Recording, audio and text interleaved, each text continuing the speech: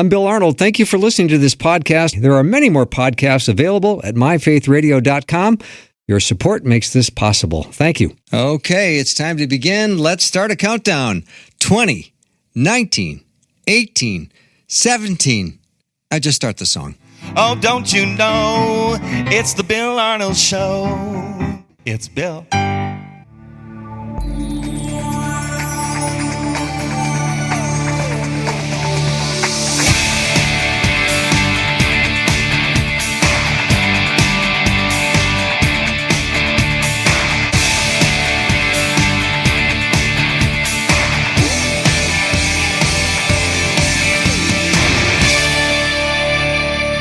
And a warm welcome to the Bill Arnold Show. Thank you for joining me today.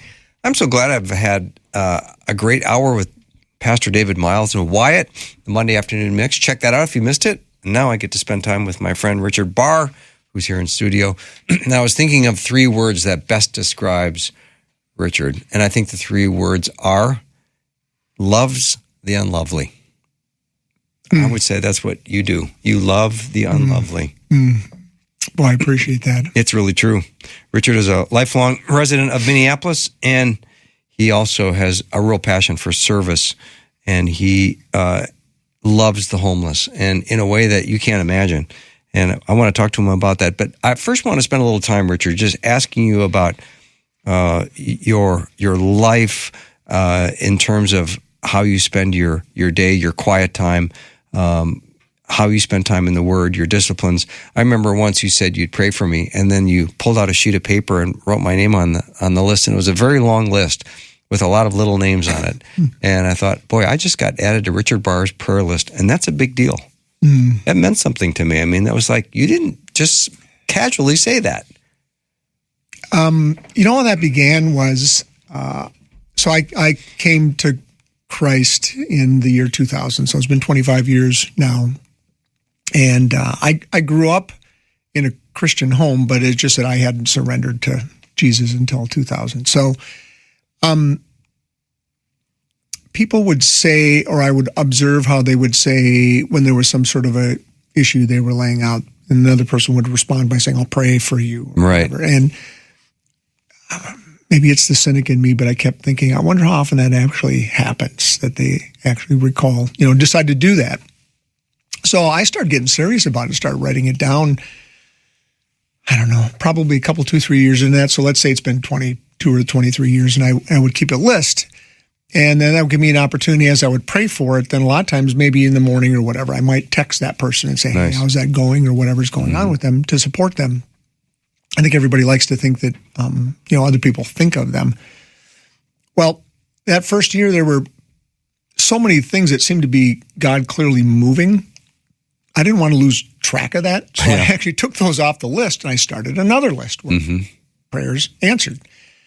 So that's been my habit now for 23 years or so, and I've kind of lost track, probably 8 or 9 typewritten pages of where God, to me, seems to have clearly moved through, not because of my prayers, but for people that I've prayed for. Right.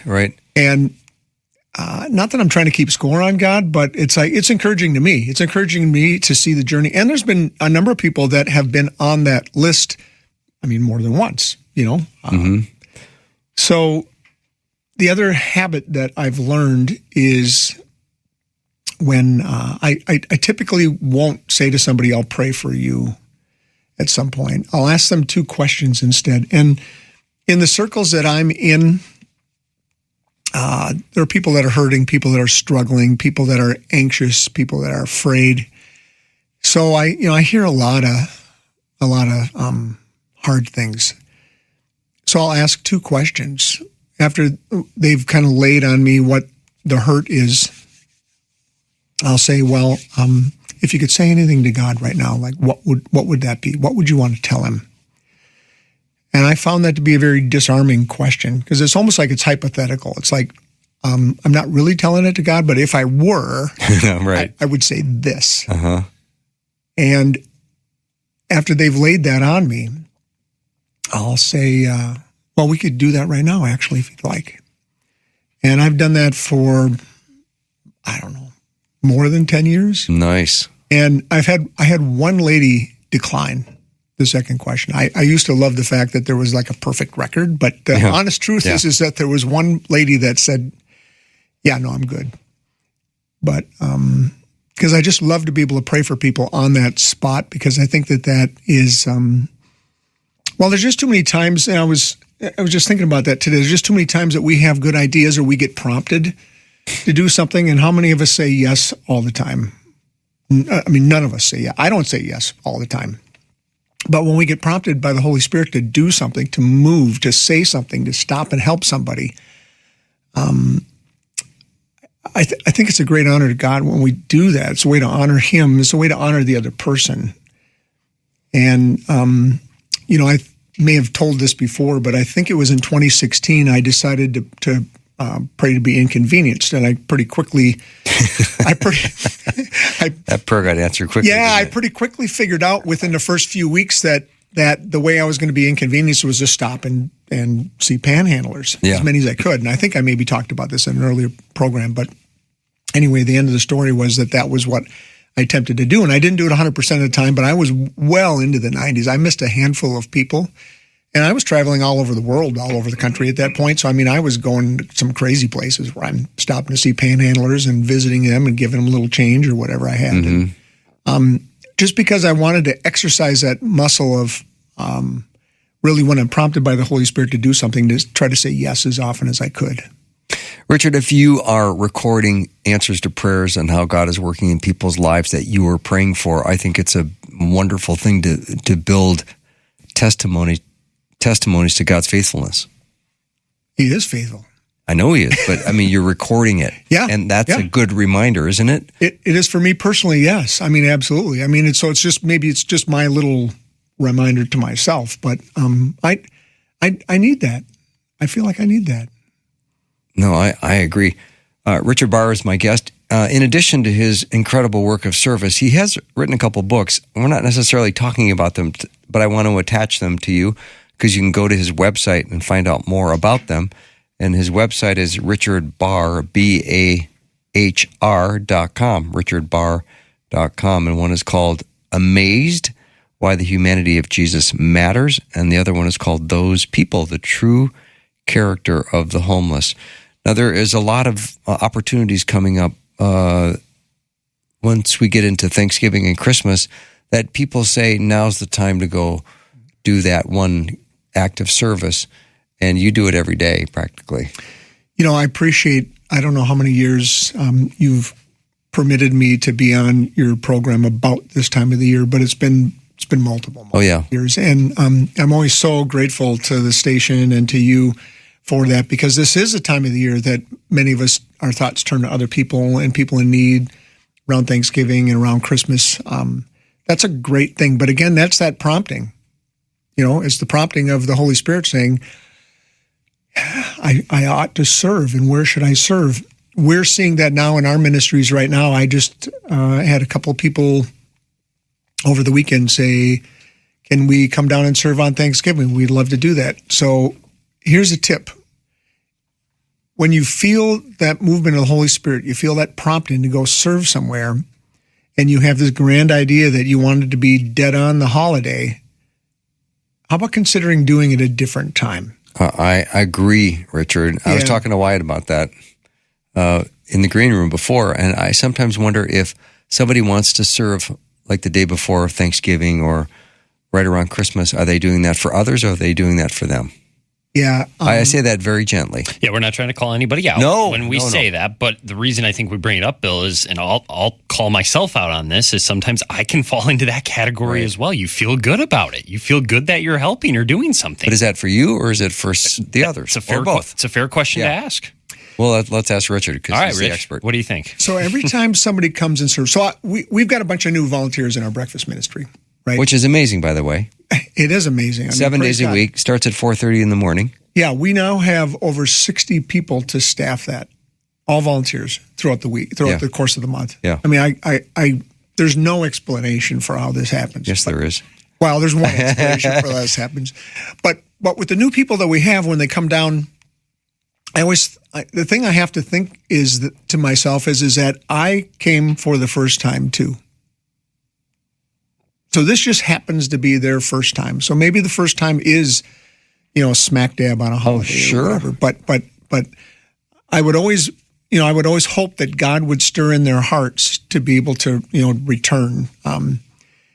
I have found in my personal experience and the experience of so many of the faithful people that serve in the ministries that we lead, that it's that regular kind of drumbeat of that sacrificial service on that regular basis is what is really transformative in our lives. God makes use of that. He doesn't waste that. He makes use of that sacrifice. Like our sacrifice is to get up, early in the morning. We have to get there at 4:30 and cook and prep for an hour. You have to arrive at 4:30? We have to arrive at 4:30 a.m. Arrive at 4:30 a.m., cook and prep for an hour, serve for an hour, clean up for about 20 minutes. So that's 2.4 hours. Okay. And so hence the name of the ministry. We have tithed of our time if we have served in that breakfast ministry. Mm-hmm.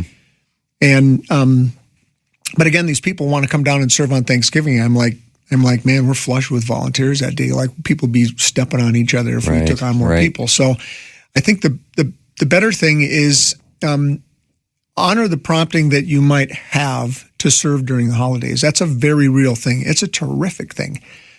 But if you're going to serve at a homeless shelter or a kitchen or a food shelf, whatever it might be, maybe find out what other days that they have available. Ask them what they need. Ooh, great point. If I do volunteer, if someone does volunteer, what should they expect? What would they anticipate? Because the first time you're going to do it, you might be nervous. I ask the volunteers that we orient one primary question every single time. What surprised you? What surprised you about today? And the most common answer is now just to give some context, I'm referring to a breakfast ministry where we're serving unhoused people that are living in a temporary shelter. They, every single thing that they own in this world is typically in a backpack or a foot locker. They have to leave during the course of the day, come back in the evening. They have no permanent residence. The most surprising thing to most of our new volunteers is that people were friendly. People were thankful. People smiled at me. People were gracious. That's the thing that surprises them, because I think the expectation is, and I think unfortunately when we characterize the homeless, and I've been guilty of this too, like when I was promoting, the last book, and we would have pictures out on social media, and characterizing the homeless to try to get people to read this book. It's always these kind of sad sack people that are, look all dirty and filthy and sad and crappy. And there are some people, of course, that are like that, but it's an overgeneralization and it's frequently incorrect. It's amazing that people that end up homeless, and there's no one size fits all, is there? Everybody's got a story. Yeah. Yeah, everybody's got a story. You won't know what the story is unless you take time to get close to it. Mm-hmm. But if there's drugs, alcohol involved, that might be something that gets very much in the way to getting to know somebody. To get to know them? Yes. You mean? Yes. Because that might scare people. Yeah. So do you have money for me for drugs? Yeah. That's what I really need today. You talking about like panhandlers? Or? Sure. Or people that you would meet at the breakfast line. Yeah. So I have a pretty hard and fast rule that I don't attempt to have deep conversations with people that are under the influence. Sometimes I feel bad about that because some of these are men that know me well. Right. And they might be inebriated and they really, really, really want a hug and they really, really, really want to unload on me about something. And I'm like, dude, I tell you what, here's when I'm coming back. Do me a favor. Let's be clean when we do that and clear-eyed. And then I promise you, I'll give you all the time that you need. Yeah. Just because it seems to be kind of a futile effort. And I guess I don't want to do my part to encourage that either. No, I agree. We're going to take a little break and be right back with Richard Bahr. He is a incredible servant. He has a passion for service. He not only is involved in so many facets of helping the homeless, but one that he is doing is it called 2.4? 2.4 Ministries, which is a daily breakfast and fellowship at a Minneapolis homeless shelter. And it's a fantastic organization, and it's amazing all that he does to serve. If you have a question or comment, it is welcome, 877-933-2484. We'll be right back.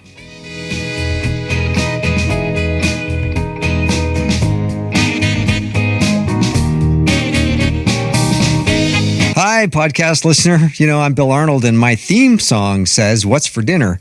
And like when I'm grilling, I'm paying really close attention. And I know that ideal second to get the food off the grill. Like all good and ideal timings in life, right now would be an ideal time to be a cheerful giver to Faith Radio. Give now to support this podcast so that more people in more places might come to saving faith in Jesus and grow in their relationship and become a fully devoted follower. Click the link in the show notes or give now at myfaithradio.com.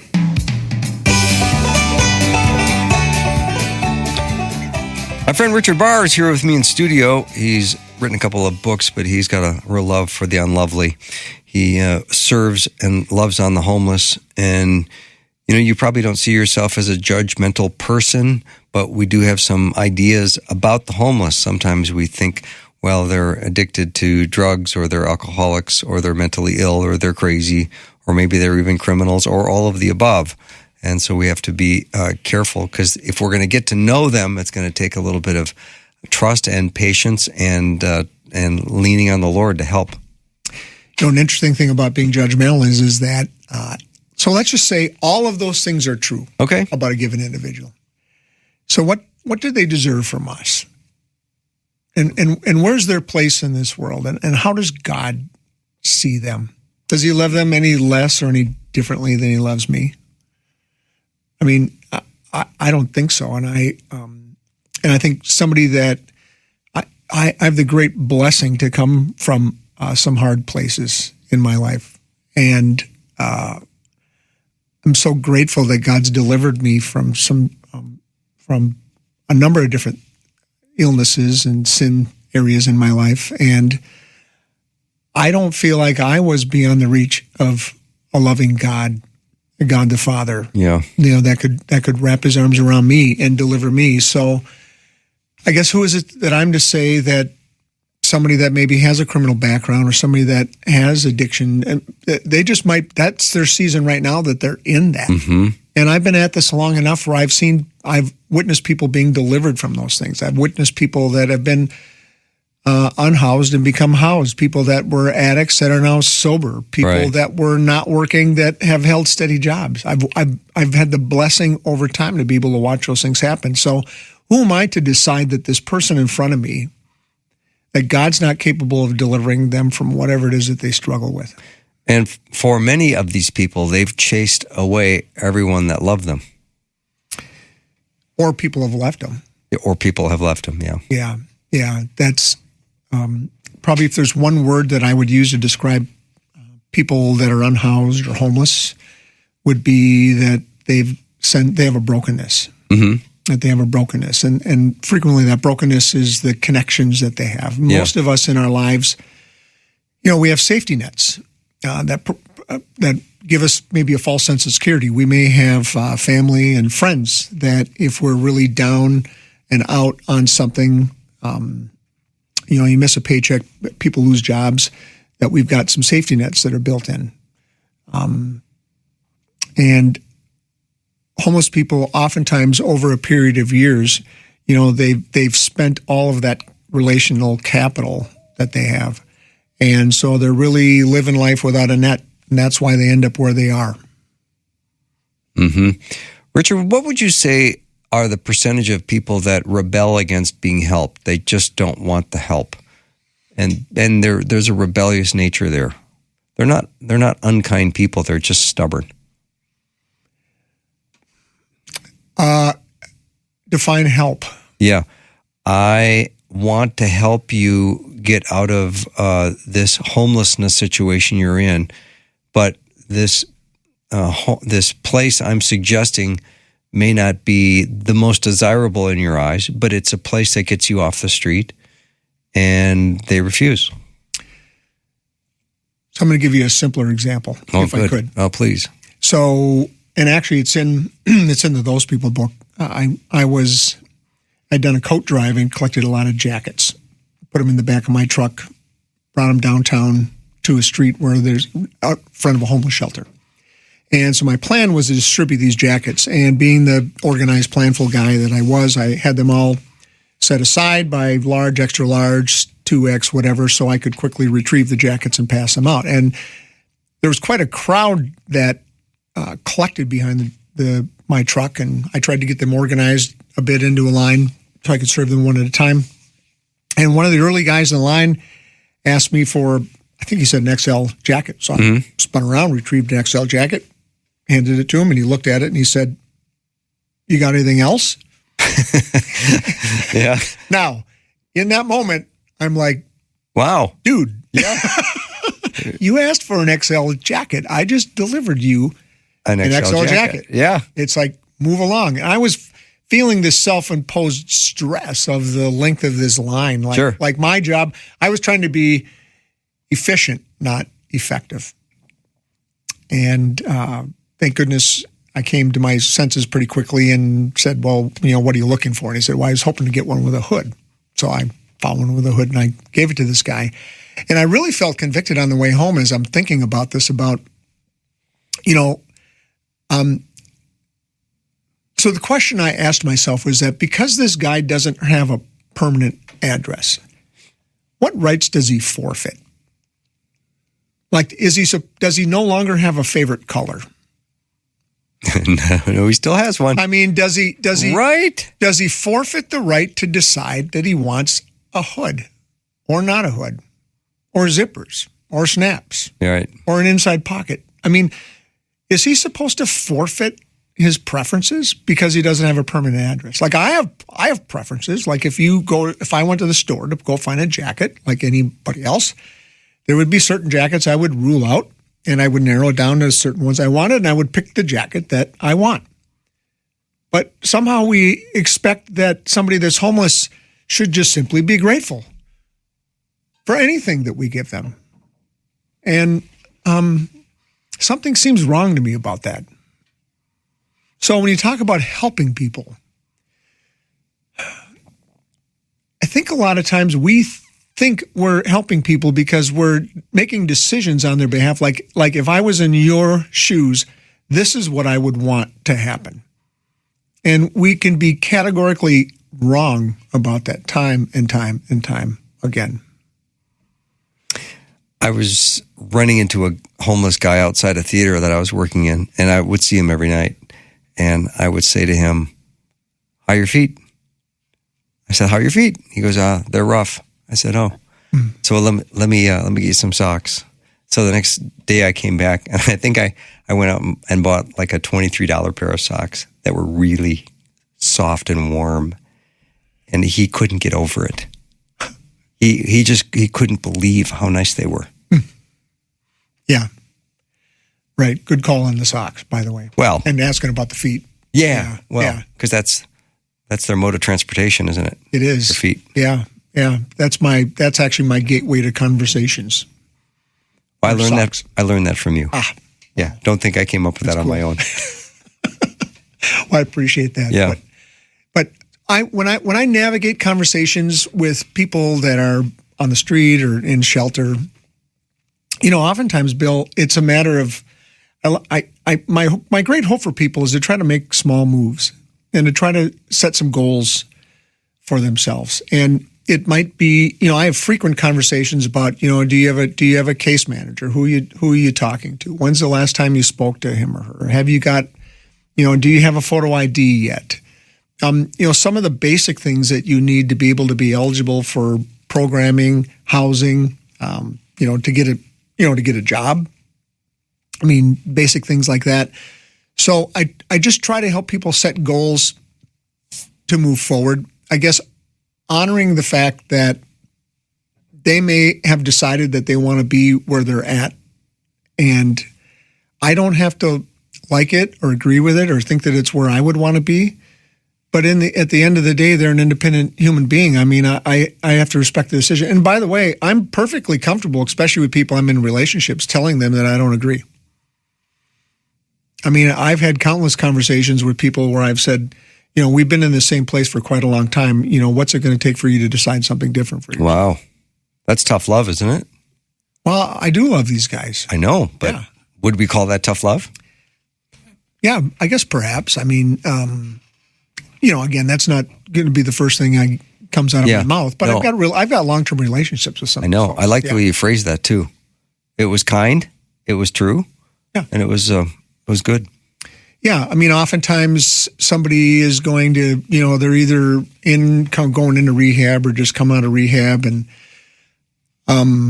we'll have those kind of conversations too about, where are you going? What are you going to plan to do? I just had a conversation with somebody. I served breakfast out on the street. Was it last week? And it was a young lady, actually. She'd spent the night out, and she was going to rehab, I think, on Monday. Would have been Monday this week. Yeah, and so I just asked her where she was going, what she'd done before. She actually had gone through Adult and Teen Challenge, which is a very good faith-based program. Sure is. She was in a long-term program. She was in a 13-month program, and it was a very interesting conversation. I just said, so you're not clean now, so tell me what happened. Like, what happened? And she gave me the most curious response. She said, I need to stop smoking cigarettes. Whoa. And I'm like, okay, tell me more about that. She said, well, when I smoke cigarettes, that sensation of that smoke hitting the back of my throat makes me want to smoke, crack. So she's like, when I after this treatment program, I'm also going to stop smoking cigarettes because I don't want that fixation. Now, is that wise? Is that right? Is that going to be effective? I have no idea. But what I loved about that was that she's being very thoughtful about it, and she's attempting to try to figure out what to do different the next time. Mm-hmm. And I appreciated that, and I told that. I said, I think that's fantastic that you're giving it so much thought that you intend to do something different the next time. Mm-hmm. Yeah, it's learning how to starve sin is critical. I love that term. Well, so often, Richard, when I do work with guys in recovery, and I'll find out they've relapsed, and I'll say, well, I'll say the same thing you asked, what happened? And they will proceed to tell me that they went to their cousin's house and they started shooting pool in the basement. And I go, is that the same cousin that you used to use with? In the same house, in the same room? Yeah, that was it. And you ended up relapsing. Huh, okay. Maybe it's a good idea not to go play pool in the cousin's house in the basement in that house. Yeah, I mean, people fall in slippery places, right? So they do. I know when I was early in recovery, there were some more experienced men that had come around me and gave me some real encouragement to, change friend circles and the things we do and whatever. But so just imagine being unhoused, not being able to choose where you live or who you hang around with, and then trying to maintain a sober lifestyle. I mean, talk about incredibly, incredibly difficult. And then somehow, society places its expectations on them that you're supposed to get clean and sober, and you're supposed to do it, around a bunch of other junkies that aren't going to support right. what you do. I mean, it seems almost impossible. And believe it or not, it actually happens. There are actually people that get sober while they're homeless. I mean, I've seen it happen, but wow. Yeah. Wow. So hard. So hard. I'm so grateful that I didn't have to be in that spot. Yeah. Because you know so many people who have been in homeless situations, Richard, are there nights when you crawl into your comfortable bed with your clean sheets after having taken a shower, and you can maybe hear a raindrop on the roof of your house, and it's nice and warm and cozy in your house, and then you have pictures and images of people who you know are outside tonight? Every night. Okay. I just struck a personal chord with you. Yeah. Every night that I serve, I chaplain in the evenings, and whenever I have served downtown in the evenings and I lay down, I pray the names back of the people that I encountered during the evening as I drive home, and it's some strange combination of maybe guilt and gratitude that I feel. That's all kind of mixed together, so I don't even know what kind of a label to put on that. That's so insightful. A mix of guilt and gratitude. I think I get it without you explaining anything else, even though I don't know if I exactly get it. Do you get it, Wyatt? The guilt and gratitude? I get it in my own sense. Okay, I don't know if it's the same thing that he's talking about, but to your point, Bill, I think I get it. I get it too. Yeah. All right, we're going to take a little break and be right back with Richard Bahr. Learn more about him if you want at his website, richardbahr.com. That's BAHR, richardbahr.com. We'll be right back.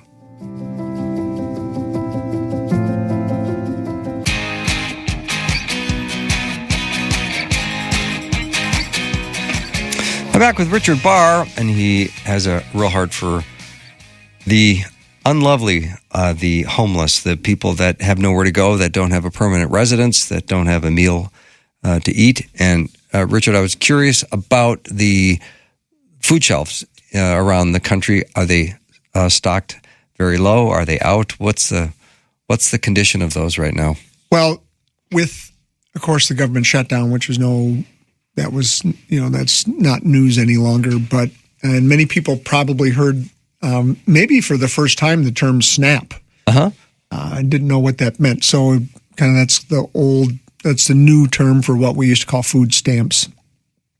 And that has a lot of federal funding behind it. It's not the only source of funding, but it's a big part of the funding for SNAP in many different states.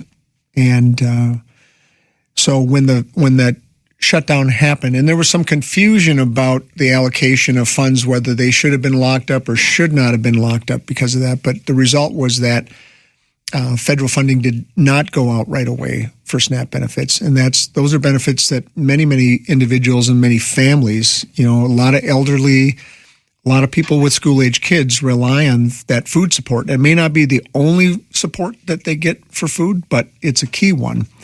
And so when those benefits went away, the next support in their safety net is really to use food shelves.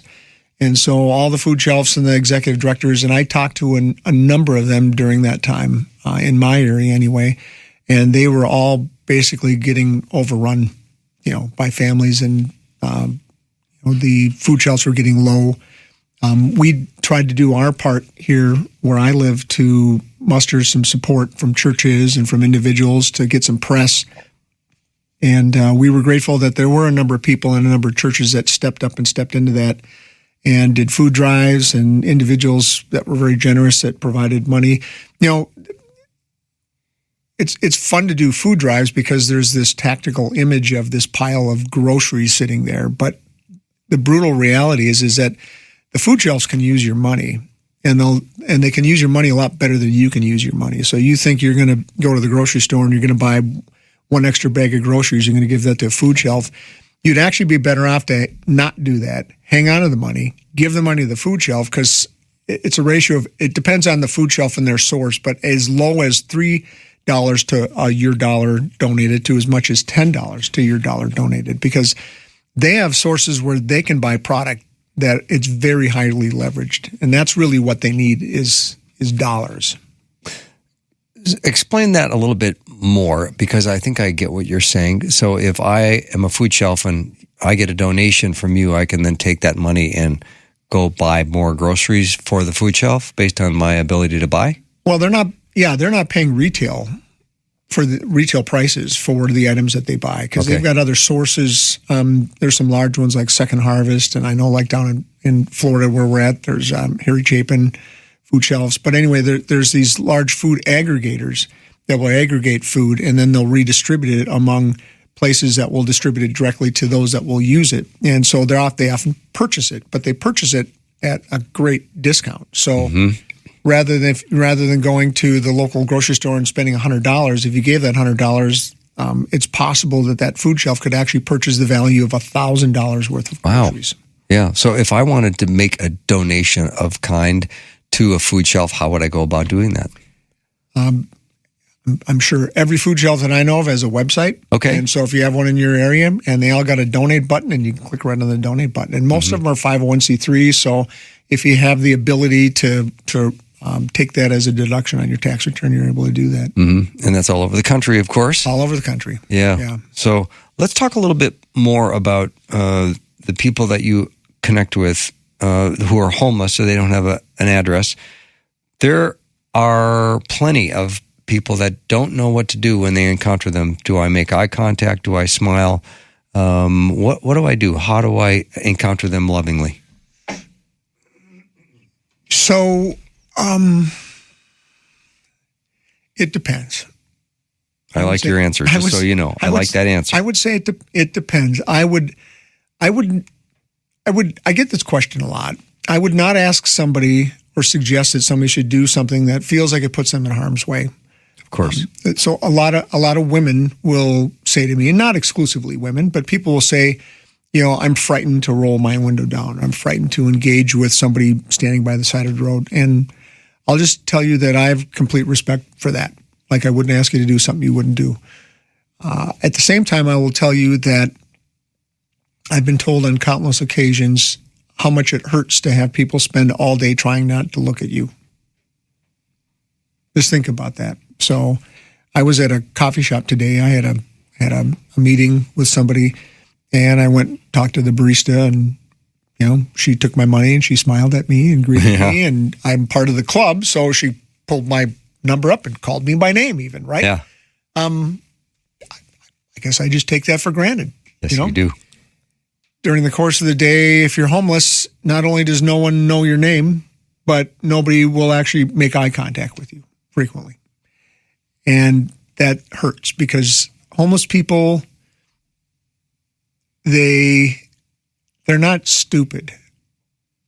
I mean, what I mean by that, I don't mean to use such a shocking term, but they know where they are in society. Mm-hmm. They know where their place is, and they know how they're thought of. And all we do by ignoring them or attempting to ignore them is just reinforce that in them. And it's really devastating. So to come back to your question about panhandlers, there are several things that we can do. And one of them is for the person that is concerned about rolling a window down or engaging directly with somebody. And this is difficult to do, but I would encourage you, then maybe you just want to keep score on that. Like every time I see a homeless person, I'm gonna bookmark a website on my browser, and I'm gonna go in there and I'm gonna donate X amount of money. Every time I see one, instead of roll my window, I'm gonna do that. Okay. I'm gonna do that. So that would be a really kind of a passive way to engage with somebody. The other thing that we can do, so the other kind of tangential question of what you're asking is that should I give money? So that can be a problem for people. And the answer is, it depends. I think that that's a question that really should be raised up in prayer. And as a matter of fact, I just had an encounter yesterday with somebody. My wife and I were driving, and we were in her vehicle. And I've got my vehicles like staged with things, right? Mm-hmm. And stuff to give out the window? Or, sorry, Carla. So she does not, okay? So I had to apologize to my wife. I saw that. Yeah. Well so hers was not. So here we are rolling up on this guy that's flying a sign, and I'm like reaching around in the door trying to find it, and I'm like, oh, wrong car. Here. Wrong car. so I dug into my pocket, and I pulled out the first bill I found was like $10 or something like that, and rolled it down and said, "Hey man, have a blessed day," and I gave him that money because I wanted to engage with him. So part of the thing is that, are they going to use it for nefarious reasons? What are they going to do with this money? So that becomes the big question about what am I accountable for? Am I accountable for the chain of control of I gave this bill and then I'm supposed to follow him around and see how he spent it? or is he a fully grown human being and he's responsible for his own decisions? Now, you can back that up a step. So I'll tell you what I do. I mean, I do a couple of things. One is that I'll keep hygiene kits and socks and some things like that in my car. And I know, Bill, you've done that for a number of years too. And I appreciate that so much. Learned it from you. Yeah, and I also keep gift cards. So I'll keep a fast food gift card in my car. Now, I also know there's a street value for gift cards, so there's about 50 cents in the dollar. So if I give a $10 gift card, I know that somebody can hack it for $5. I mean, but again, it's one step removed from the cash. I'm maybe tempting them less to do something wrong with that. And in my case, I tape it to a little message track and I hand it to them and I say, "Hey man, here's $10 on this card, and there's a little message from my boss that you can read while enjoying the meal. And they look at the track and they kind of smile like, oh, okay, I get the joke, whatever. So it just gives us a little way to connect. Mm-hmm. That's beautiful. We're going to take a little break and be right back with Richard Bahr. If you have a question or comment, if you've had encounters with people that would make you question what the right thing to do is, and you want to ask Richard what your situation was or how we could help, we'd love to hear from you. 877-933-2484. You can learn more about Richard and his amazing ministry at richardbahr.com. He spells his last name B-A-H-R. We'll be right back.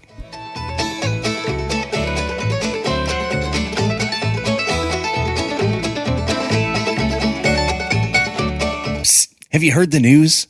Listening just got better with the new and improved Faith Radio app. No more restrictions, no more static, no more missing your favorite shows. Now, listen when you want, where you want, and share with everyone. When you need hope, encouragement, Jesus, it's right there on your phone. Text the word app to 877-933-2484 and follow the link or search Faith Radio Network in your app store. I'm back with Richard Bahr. You can learn more about him at richardbahr.com. He's got a real love for service, the homeless, feeding the people who are on the margins, sharing the love of Jesus with them. And God uses the ordinary to do the extraordinary. And I'd put you in the same category, Richard. God did amazing things through you with a very simple first step. Yeah, put me in the ordinary category, right? Yeah, 100%. Yeah. I didn't see this coming. 18 years ago or 17 years ago, I forget even how long it's been. But we, my wife and I and our team are in an extraordinary place, and we're doing extraordinary things.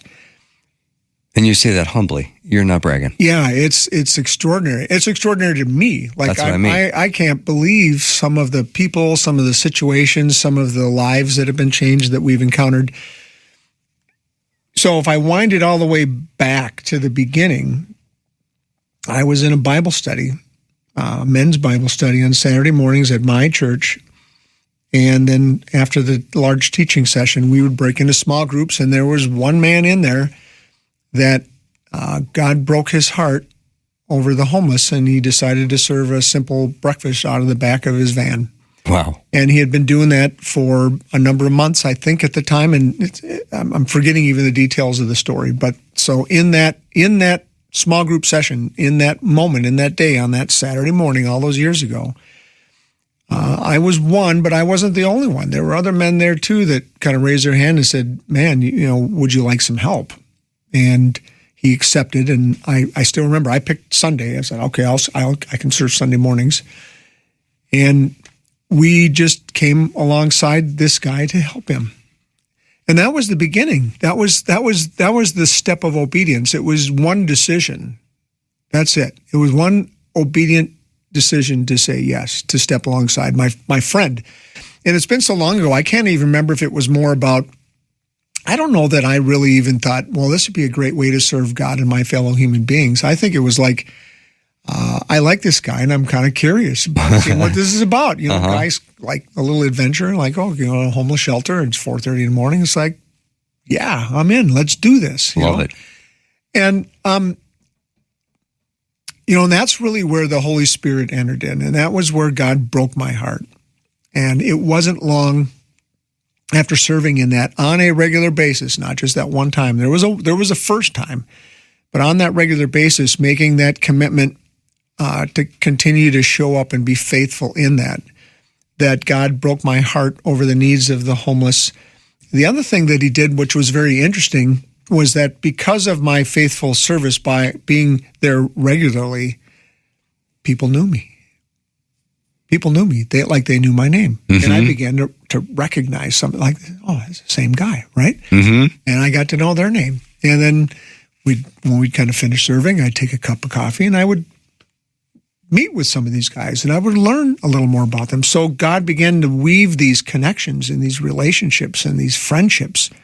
And all along the way, there's been steps of faith. There's been these moments, these calls.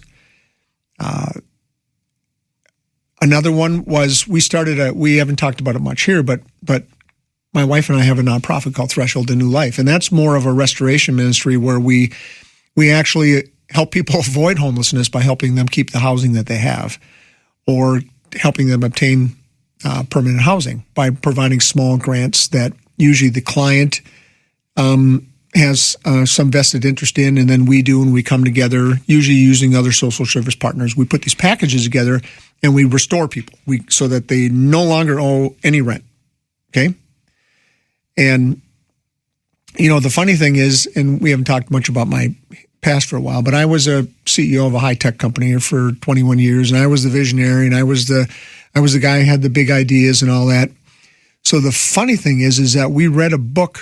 It was called Radical by David Platt, about having a radical faith. We read that in our small group. And who did God give the idea to start a nonprofit ministry? My wife. So God actually inspired Carla. So she comes to me and she's like, we need to get you organized. Because at that point I was doing the jackets out of the back of the truck. Like I said earlier, I was doing all these kind of spot things to try to provide relief to people. And she's like, no, we need to get you organized. And I was just slightly offended by that. Like, organized, like, have you seen the back of my truck? I've got bins for hats and gloves and this, she goes, no, we need an organization. I'm like, oh, okay. Going back further than that, God had perfectly prepared me for that. I actually was on a founding board of a nonprofit to help start it, write the bylaws. I was the president of it for 16 years. So you see, going all the way back, God, he prepared me for that moment so that when she brought that up, I knew exactly what the next steps were. And we stepped into that. It's spectacular. It's just spectacular. God is spectacular. Well, I know, but you're a CEO for 21 years. Shouldn't you be playing golf at the country club versus serving? I do that. Okay. I do that. All right. I do that. What's your handicap? 6. Wow. I didn't. He answered that quickly. Yeah, he did. And he was ready. Wyatt wants to go out with you. It's actually 6.7 actually right now. We'll have to play sometime. Yeah, there we go.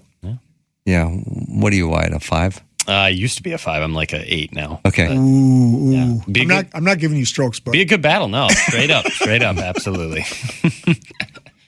So Chris makes a comment. My last encounter was walking into a store and someone sleeping next to the door with a sign that says, I'm hungry. On the way out, I stopped next to him and I asked, would you like food? He said, yes, anything would be good. Tell me what you like, she said. So he said a hamburger and fries. He had water. He was so grateful. Wow. You know what the best part of that was? What? She asked him what he wanted. I know. Chris, you're amazing. Thank you for that. And thank you for sharing that. That's a great example. One of the things that our guests at our daily breakfast tell us is that we have a limited menu, but we always ask them how they want it prepared. So it's like, you want grits, you want oatmeal, you want this cereal, you want that cereal. How many scoops of sugar? Do you want butter or milk? Okay, yep.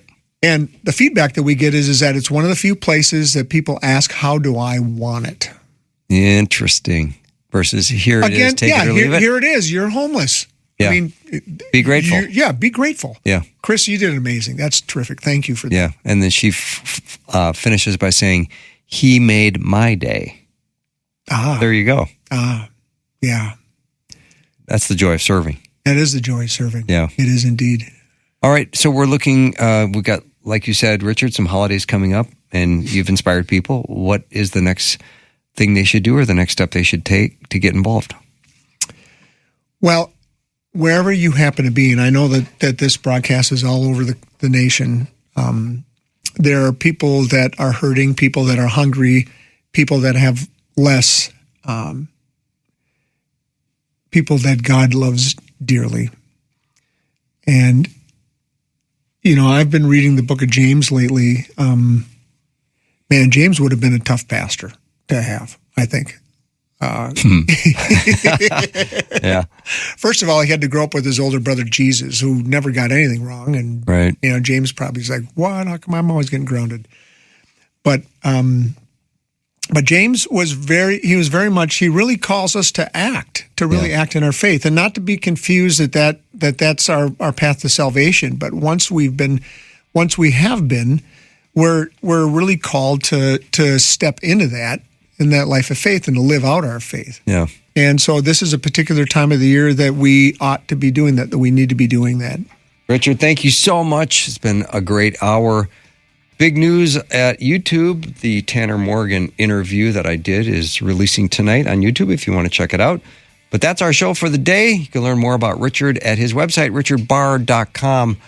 Thank you for tuning in today. Thank you for supporting me and Faith Radio and Wyatt. We'll do this again tomorrow.